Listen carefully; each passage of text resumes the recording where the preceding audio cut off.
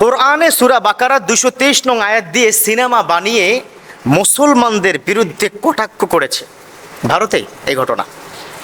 মানে এত নেক্কারজনক একটা হলো অপব্যাখ্যা। এই 223 নং আয়াতের এমন অপব্যাখ্যা করেছে ওই সিনেমার মধ্যে, যেই সিনেমাতে নারীদেরকে খাটো করার কথা হয়েছে। এবং এখানে শেষ নয়, মুসলমানরা নারীদেরকে চরমভাবে খাটো করে, মুসলমানদের আল্লাহ নারীদেরকে খাটো করেছে, এখানে এই কথা কি বলেছে, এই জাতীয় বিষয় সেখানে তুলে ধরা হয়েছে। আলটিমেটলি মুসলমানদের ব্যাপকভাবে হেস্তনেস্ত অপমানজনকভাবে সেখানে তুলে ধরা হয়েছে। তাহলে 223 নং আয়াতে কি আছে? রব্বুল আলামিন বলেন, নিসাউকুম হারসুল লাকুম ফাতু হারসুকুম আন্না শি'তুম।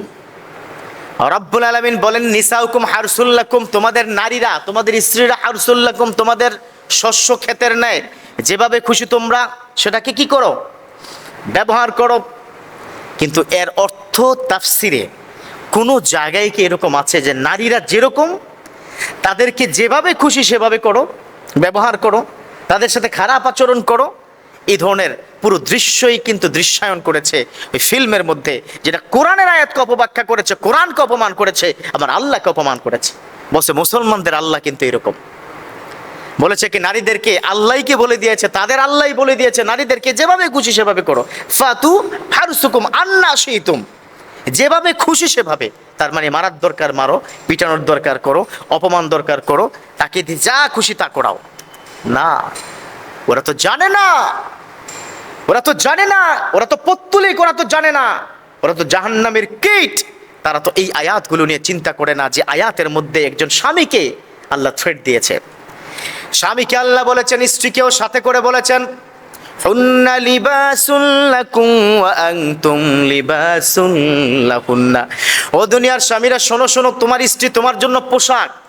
গায়ের সাথে পোশাকটা যেরকম লেগে থাকে, পোশাকে কোথাও ময়লা লেগে গেলে যেমন তুমি ধৌত করো, ইস্ত্রি করে আবার গায়ে দাও, ওই স্ত্রী তোমার জন্য একই ধরনের আদর করবে, তাকে সম্মান দিবে তাকে।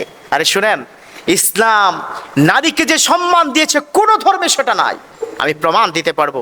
আমার অমুসলিম ভাইদেরকে বলছি, বিনীত অনুরোধ জানাচ্ছি, আপনাদের এই হিন্দু ধর্মের মধ্যেই এখন থেকে 300-400 বছর আগে এটা ছিল, কোনো পুরুষ মানে স্বামী যদি মারা যেত, নারীকে সেখানে কি করা হতো, যখন স্বামী মারা যেত নারীকে তার সাথে কবরস্থ করা হতো।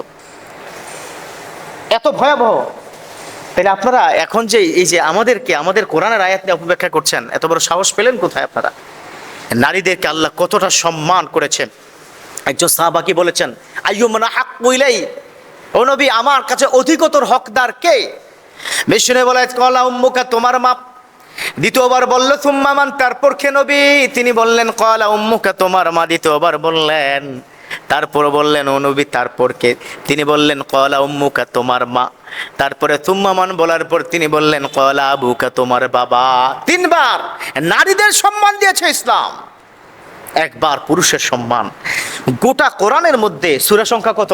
114টা। 114 সূরার মতো সূরাতুর রেজাল, পুরুষের কোনো সূরা আছে? পুরুষদেরকে নিয়ে কোনো কি সূরা আছে? নাই। কিন্তু সূরাতুন নিসা আছে, নারীদেরকে নিয়ে সূরা আছে। ওয়ান অফ দ্য লার্জেস্ট সূরা ever in the holy Quran. কোরআনের মধ্যে সবচেয়ে বড় সূরার একটা। তাহলে এত সম্মান কি নারীকে দিয়েছে ইসলাম, আর আপনারা 223 নং সূরা বাকারার আয়াতকে অপব্যাখ্যা করেছেন। আমরা অন্তত মানতে পারবো না, তীব্র প্রতিবাদ জানাই। কথা বলুন, ঠিক কিনা? অতএব সাবধান, ইমান চোরের জন্য কিন্তু লেগে গেছে।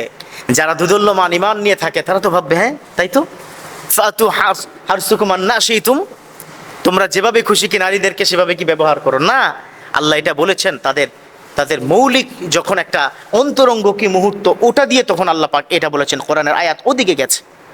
সাবধান, আমাদের ইমান চুরিতে কিন্তু ব্যস্ত হয়ে গেছে বিভিন্ন অমুসলিমরা। সাবধান হতে হবে। আল্লাহ পাক আমাদের প্রত্যেককে বুঝার তৌফিক দান করুক। আমিন।